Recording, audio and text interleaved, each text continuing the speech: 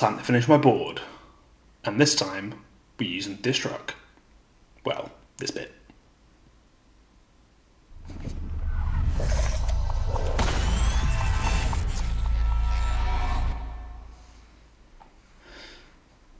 Okay, so we're going to use this part of the truck. I've cut it off the back. I've de-wheeled it.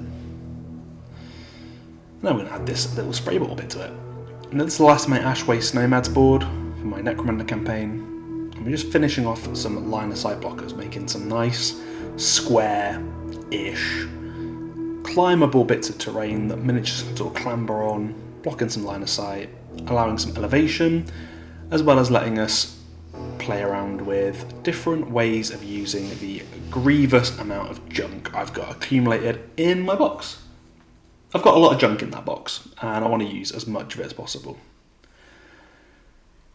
And as always, we're using our lovely, lovely barbecue racking. I really hope this stuff's back every year, because it's so useful. So useful. But anyway, we're going to see how much longer we can keep it for.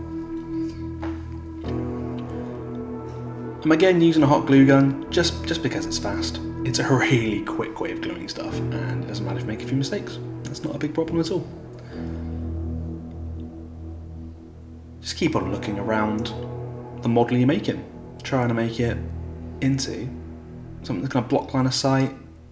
How's it going to work? Is that big end bit there going to get in the way? Am I going to be able to put ladders on there? Just thinking about how we're going to build the terrain. Next thing, let's make some barrels and pipes. Now these are really easy. You get some pipe and you glue some pipe together. Cut it first. Don't just have like 4 meter long bits of pipe. That'll look really stupid. And then just use some cardstock. You cap them over. You could 3D print some barrels with resin, or you could cut some pipe up and not have to deal with the resin, buying a printer.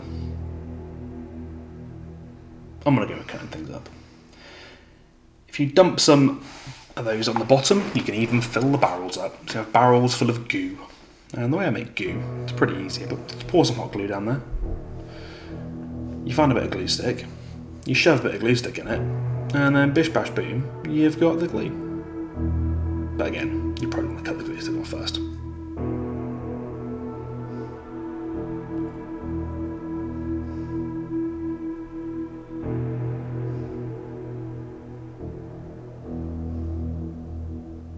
There we go, nice and simple.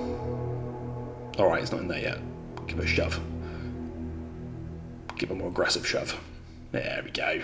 Now he's in. You can chuck all sorts of stuff with that. I generally use PVA glue and some paint. You can pre-paint with PVA glue if you want to. And then you've got a nice saturated colour, but beware the PVA glue will change the colour of your paint. So it's up to you. You can also make really easy pipe stacks, not just barrels. And again, it's the same process. You just glue them together. Make sure you give them a really good sand before you glue them, because like most plastic things, if you just glue plastic to plastic, it sometimes doesn't adhere very well, even if you're using a hot glue gun. So give them a good sand. It will make painting way easier as well, because the paint will have an actual rough surface to adhere to. Next up, piles of junk. This is the true beauty of getting rid of all that crap you've kept from various projects. Bits of sprue, you pile it together in random piles. You get a wet wipe. You give the wet wipes a good squeeze because they're going to be wet. And then you chuck a load of glue and paint together.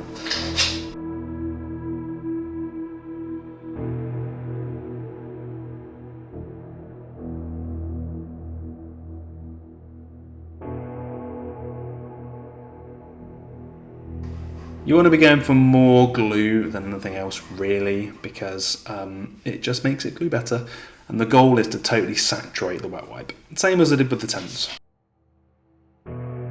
This is where I ask you to help me out. I want to get a better place to make all my miniatures and stuff, and also YouTube tells me I need to have a face on my videos, and I'm not very good with the face on my videos. So this is my face for my videos now. Yeah. Oh, don't do that. But this is me. This is a good representation of me. The hands come off. But yeah, like and subscribe so I can make a better face. Thanks. Anyway, back to the build. We're going to paint this guy now. I've just sprayed it with some silver. Really cheap. A couple of euros from the shop. Paint. And I'm painting the same blue I painted the other terrain in my Ash Waste set. I'm only going to keep it a unified colour, but if you're making like a scrapyard, you can paint it whatever colours you want. And as you can see from my setup, it's not set up very well for videoing, painting, or honestly making anything. So yeah, if you want to like and subscribe, once I get to 100 followers, I'll get a Discord and a Patreon set up, and maybe I can have, you know, something resembling professionalism in the junk I bodged together. But enough feeling sorry for myself. Let's get back to this build. So I've painted it blue and silver, and I've got some yellow on top because everyone loves a good bit of hazard lines. I'll show you a cool trick later with hazard lines to get hazard lines perfect every time. And we've all seen, if you've seen other videos, you've seen this trick before. You get a model, you get some orange paint, you slap some orange paint on the model, you add some texture to it, bish bash boosh, you've got rust. One day I'll stop painting rusty things, but it's definitely not today. It might be soon though. I think I've pretty much finished my Necron board now. There you go. Now to get those perfectly straight lines, I just used a bit of, I think it was a lollipop stick, and put them on the top of the thing. And then you mark it out with some paint. It's really easy.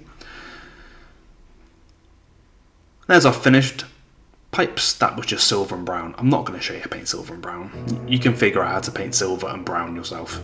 It's just put silver and brown paint on it. I believe in you. If you can't do it, go look at my other videos about painting rust. There's about 3 now. Now, because I'm an 80s kid, all barrels have to contain bright green toxic waste. It's a rule. Every cartoon I ever watched had green toxic waste barrels. I haven't seen any barrels full of toxic waste in the real world, which is, it always makes me a bit sad, you know. I was led to believe that barrels of toxic waste were going to be way more prevalent in daily life, but you know, cartoons lied to us all, didn't they? But what they did have, and there is absolutely shitloads of, is health and safety signs. There's so many health and safety signs now. I think we should do away with health and safety signs, you know. Just the stupid ones, like may contain nut packaging on packages of nuts. Well, I hope so. But anyway, enough soapboxing ranting. Let's get back to building this thing.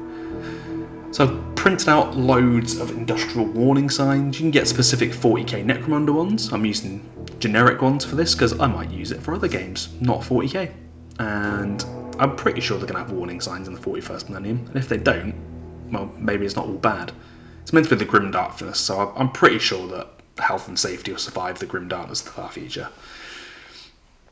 And these are just printed out on regular cartridge printer paper. I just got a printer, I printed out, I don't know, about 50 different signs of varying shapes and sizes, and I just use a bit of white glue and stick them down. Liberally apply the white glue, and in fact I paint it underneath and over the paper, so it makes a seal so it won't come off. So that's always nice. And here we go.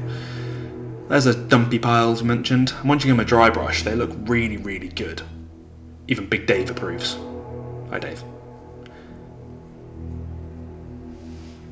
You get really nice textures, and you can paint them whatever colours you want. And it is literally piles of junk you've got lying around. We've got our barrels with big signs, some bullet holes here, there, and everywhere. They look really nice too. And you can use them literally wherever you want. You can stack them up in one place or put them in the corners of buildings. They just work really, really well.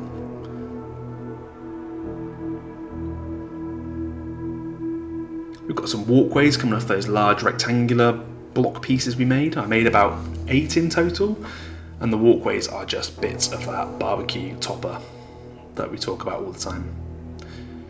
While individually they look a bit shanty and rustic, because they are, when you chuck them together on a board, they look really effective. Using corrugated card, if you haven't got anything else lying around, you can always make a box out of something.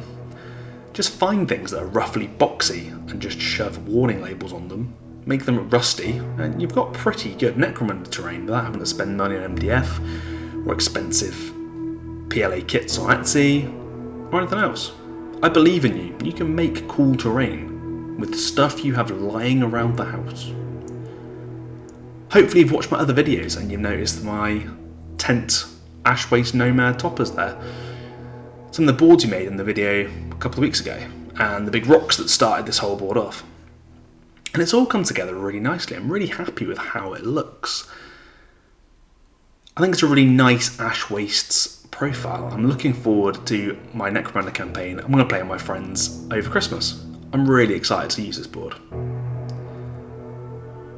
I think the whole project has probably cost me about £25–30. It's really cheap. And if I can do it, anyone can do it. Even these guys, these lovely ash waste boys.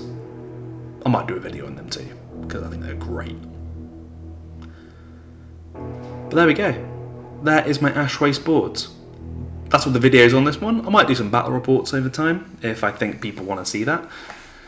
But I am going to start a Discord and a Patreon. I haven't got it up yet, but in the next video I'll have details about a Patreon and a Discord, because I really like to interact with the YouTube community more, and I've almost hit 100 subscribers, which in the YouTube terms is tiny, but for me, it's pretty massive.